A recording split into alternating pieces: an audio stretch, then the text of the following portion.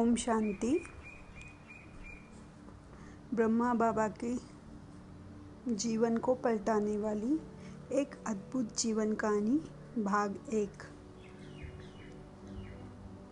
एक अनोखी और अलौकिक जीवन कहानी।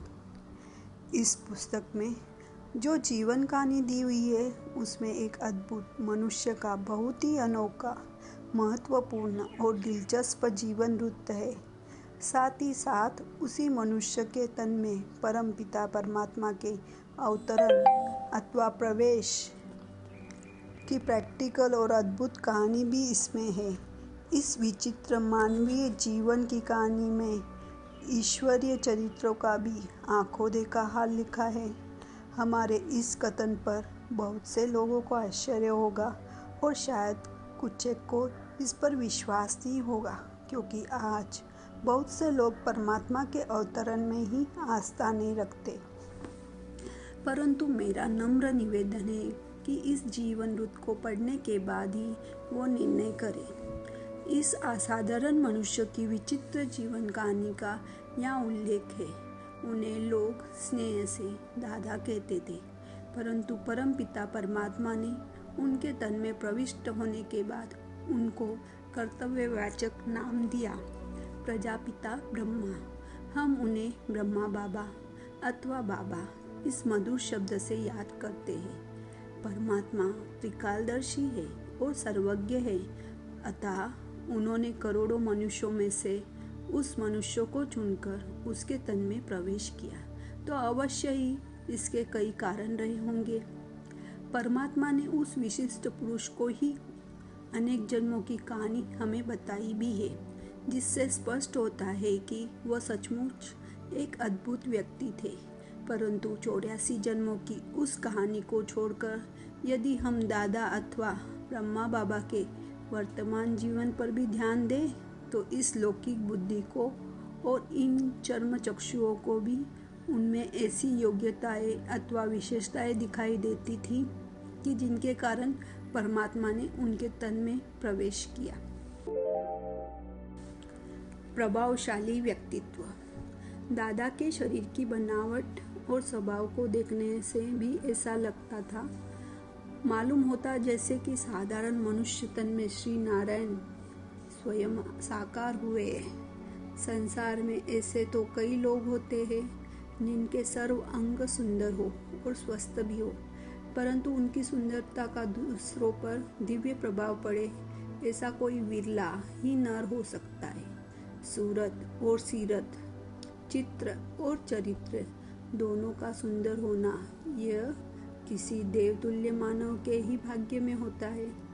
दादा को दोनों प्रकार का सौंदर्य प्राप्त था।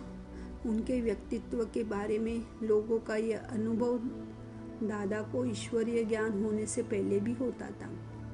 उनका व्यक्तित्व ऐसा चुंबकीय था कि जो कोई भी उनके संपर्क में आता वह स्नेह और आकर्षण अनुभव करता। उनका गौरावर्ण था और एक विशेष प्रकार का सुंदर चेहरा था। उनका कद ठीक ऊंचा था, शरीर संतुलित था, मुखमंडल दिव्य कांति से देदीप्यमान था। उनके नेत्रों में से विशेष तौर से ऐसा लगता था कि जैसे उनमें सारे संसार के लिए स्नेह और सौहार्द की भावना झलक रही है। उनकी भुजाएं वीरों की तरह दीर्घ थी। वे उनके साहस और सहनशीलता की प्रतीक थी। राजकुलोचित संस्कार। उनका व्यक्तित्व ऐसा था कि साधारण वेश में भी वे एक राजा मालूम होते थे। उनका व्यापारिक संबंध भी बहुत राजाओं से था। परमात्मा शिव के प्रवेश के बाद उनके ये संस्कार ईश्वरीय सेवा में भी बहुत काम आए। बाबा सदा रॉयल्टी से या राजकुलोचित रीति से ही ईश्वरीय सेवा करने के आदेश देते थे, परंतु उन्हें गरीब जीवन का भी अनुभव था, इसलिए गरीबों से उनकी विशेष सहानुभूति थी। वे कहा करते थे कि परमात्मा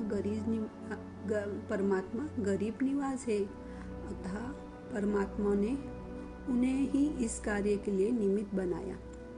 क्योंकि उन्हें गरीब जीवन से लेकर राजाई जीवन तक का अनुभव था और वे इसलिए सभी प्रकार के लोगों को ज्ञान से लाभान्वित करने की युक्ति जानते थे। पुनश्च परमात्मा भी तो राजयोग सिखाकर राजाओं के राजा बनाने के लिए अवतरित होते हैं। अतः राजकुलोचित संस्कारों वाला व्यक्ति ही उनका माध्यम हो सकता था। दादा को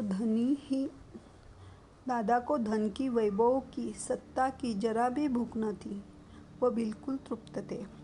इसलिए वे दूसरों के संस्कारों को भी ऐसा बनाने में काम आए। वे सभी वत्सों को शिक्षा देते, बच्चे मांगने से मरना भला, कभी भी किसी से दान या चंदा चीरा न मांगना, क्योंकि आप दाता के बच्चे और वो राजाओं के राजा बनने वाले।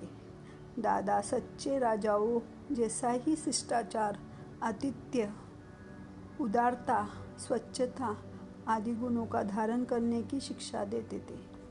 वे उदार चित्त इतने थे कि यदि कोई सखावत करना चाहे तो उनसे सीखे।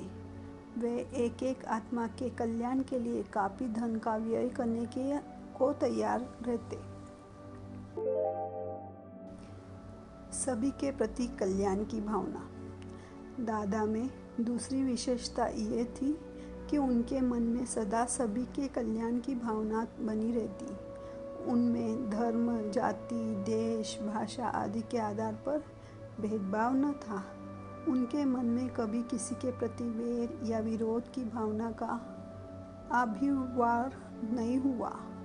परमपिता परमात्मा की प्रवेशता से पूर्व जब उन्हें कभी ईश्वरीय ज्ञान का बोध नहीं हुआ था, तभी जल की अंजलि देते समय स्वभाव से ही उनके मुख से ये शब्द निकलते थे, सभी आत्माओं के प्रति।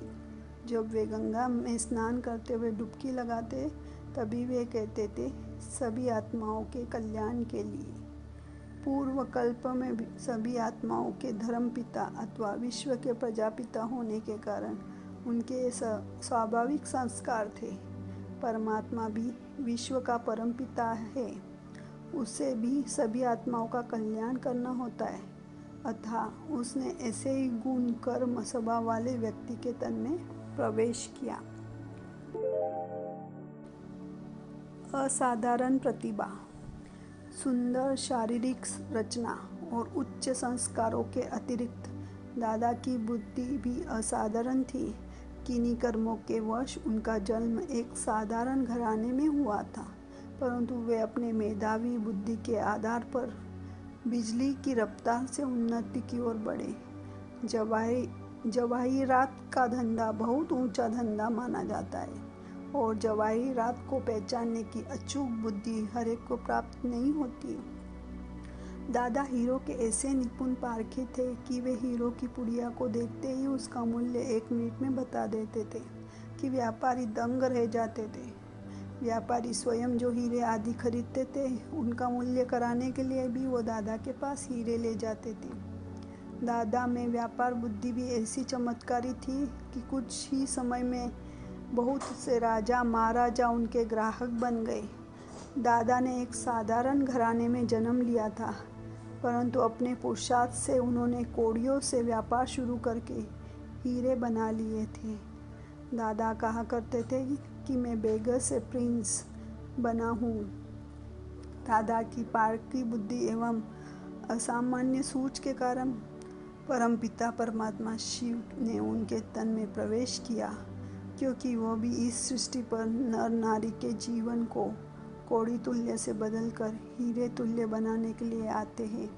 वह भी रंग को राव अथवा नर को विश्व महाराजन श्री नारायण बनाने के लिए अवतरित होते हैं। दादा में हीरो की जो परख थी, वह भी उन्हें ईश्वरीय सेवा के कार्य में बहुत सहायक हुई। उच्च कोटि की भक्ति और निर्भय अवस्था। दादा भक्त ऐसी उच्च कोटि के थे कि उन्होंने कभी भी अपने नियमों को नहीं तोड़ा और कभी भी अपने मंतव्यों के विपरीत कोई कर्म नहीं किया।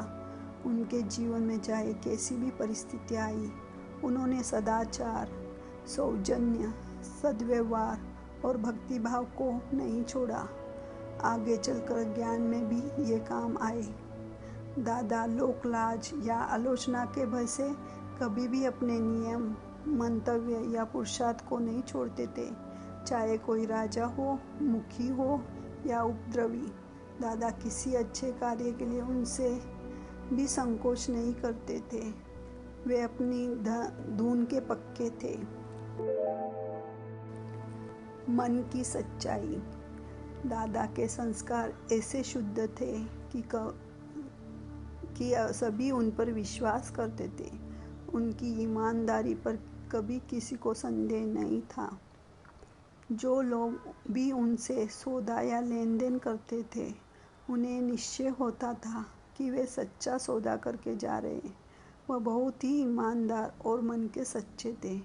अतः उनके सच्चे होने के कारण ही सच्चे पर साहेब राजी हुए, अर्थात सत्य स्वरूप परमात्मा ने उनके तन में प्रवेश किया। कहाँ तक गिनाए, दादा में इतने गुण थे कि वर्णन करना कठिन है। इस जीवन कहानी को पढ़ने से हमारे जीवन में अनेक दिव्य गुणों की धारणा होती है तथा जीवन पवित्र होता है। इसलिए इसका नाम जीवन को पलटाने वाली एक अद्भुत जीवन कहानी रखा गया। यह अद्भुत कहानी हर 5000 वर्ष के पश्चात पुनरावृत्त होती है। ओम शांति।